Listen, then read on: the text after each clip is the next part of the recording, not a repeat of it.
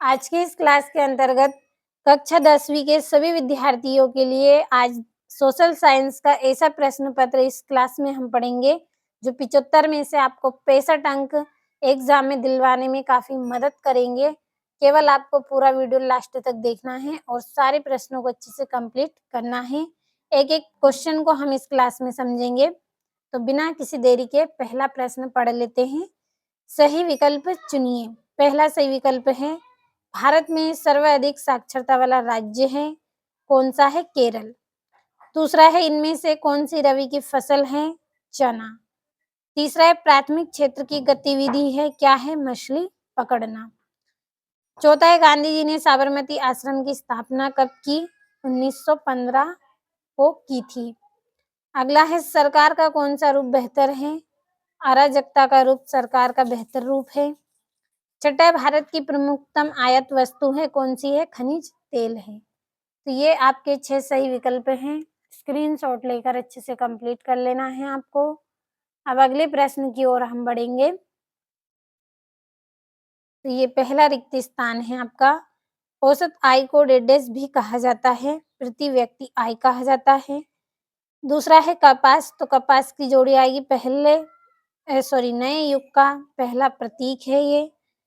तीसरा है भारत में सड़क जाल लगभग 1.5 किलोमीटर है, 56 लाख किलोमीटर है जो सड़क जाल है वो। और अगला है भूमिगत जल डेडेस साधन का उदाहरण है, किसका है ये? नवीकरणीय साधन का उदाहरण है। अगला है बेल्जियम, यूरोप का एक छोटा सा देश है। छठा है 3/4 धरातल किससे ढका हुआ है? जल से ढका हुआ है 3/4 धरातल। अगला है आपका प्रश्न जिसमें आपकी जोड़ियां हैं। पहले इसका स्क्रीनशॉट लें आप, इसके बाद हमारी जोड़ियों को पढ़ लेते हैं। तो ये आपकी जोड़ी चाय, चाय कहाँ पाई जाती है? असम में। दूसरी है बर्न, तो बर्न की रहेगी यंग यूरोप।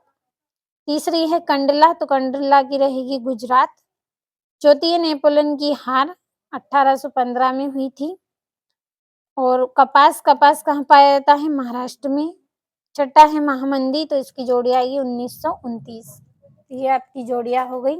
एक एक क्वेश्चन बहुत ही इम्पोर्टेंट है क्लास 10वीं के लिए, तो अच्छे से आपको कर लेना है। अब अगले प्रश्न को पढ़ लेते हैं, ज्यादा समय भी आपका नहीं लेना है। ये है अगला, एक वाक्य में उत्तर दीजिए। लॉर्ड बायरन कौन था? अंग्रेज कवि। दूसरा है बेल्जियम की राजधानी बताइए, ब्रुसेल्स। तीसरा है जीडीपी में सबसे अधिक योगदान किस क्षेत्र का है? तृतीयक क्षेत्र का है। पांचवा है आपका मानस बाद रिवर्स कहाँ स्थित है? असम में स्थित है। पांचवा श्रीलंका किस वर्ष में स्वतंत्र बना? 1948 को स्वतंत्र बना। छठा है आनंद मठ उपन्यास किसने लिखा था? बंकिम चंद्र चट्टोपाध्याय ने लिखा था आनंद मठ उपन्यास। अगला प्रश्न है सत्य, तो इनको भी समझ लेते हैं, फिर आप स्क्रीनशॉट लीजिए। पहला है औसत आय को राष्ट्रीय आय भी कहा जाता है, तो ये आपका गलत है। दूसरा है 1913 से 1918 के बीच कीमतें अधिक रह गई थी, तो ये असत्य। तीसरा है सेवा क्षेत्र अर्थव्यवस्था का तृतीयक क्षेत्रक होता है, तो ये आपका सत्य। चौथा है सार्वजनिक क्षेत्र के उद्योग जैसे रिलायंस टिस्को है, तो ये असत्य। पांचवा किसी अर्थव्यवस्था को 4 क्षेत्रों में बांटा जाता है, तो ये आपका सत्य। छठा कृषि तथा उद्योग एक दूसरे के पूरक है, तो ये आपका एकदम सत्य रहेगा। कृषि के आधार पर ही उद्योग चलते हैं, तो ये एक दूसरे के क्या है? पूरक हैं। कृषि से हमें जो कच्चा माल प्राप्त होता है वही उद्योग में जाता है, तो इसलिए यहाँ पे कृषि और उद्योग क्या है? एक दूसरे के पूरक हैं, तो ये आपका एकदम सत्य रहेगा। अब बढ़ते हैं अगले प्रश्न की ओर। स्क्रीनशॉट आपने लिया होगा। संयुक्त उद्योग से आप क्या समझते हैं? और वैश्वीकरण से किस उपभोक्ता वर्ग को अधिक लाभ हुआ है? पंचांग से क्या सही है? वेलम क्या है? ये आपका अथवा है। गुटेनबर्ग कौन था? मुद्रण क्रांति में उनका योगदान बताइए। नौवा है विनिर्माण क्या है? और संयुक्त उद्योग से आप क्या समझते हैं? 10वां है 3 राज्यों के नाम बताइए जहां काली मिट्टी पाई जाती है और इस पर मुख्य रूप से कौन सी फसल उगाई जाती है? और बांगर क्या है? स्क्रीनशॉट ले जल्दी से। हर एक प्रश्न को कंप्लीट करें अथवा सहित आपके लिए कुल 23 प्रश्न इस क्लास में मैं आपके लिए लेके आई हूँ।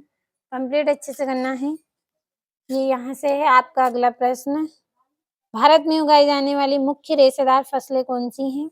रबी तथा खरीफ की फसलों के नाम लिखना है कोई 2 और सेवा क्षेत्र क्या है?